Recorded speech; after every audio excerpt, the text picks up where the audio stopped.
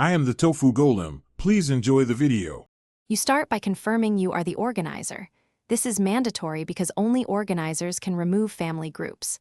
Sign in with your Microsoft account on Family, Microsoft, Com, or the Family Safety app and complete any two-factor prompt.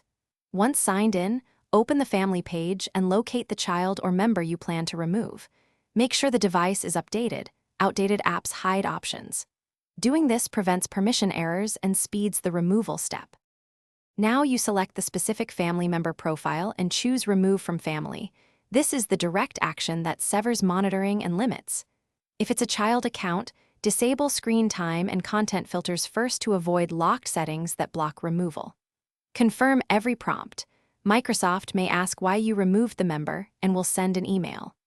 Once done, the member loses supervision and linked devices stop applying family rules, which is why you confirm each step. To finish, sign out and restart affected devices so changes propagate. This ensures restrictions are lifted. Make sure the removed person's devices no longer show family controls. If things go wrong, first verify you still have organizer rights and that the target account is properly signed in on their devices.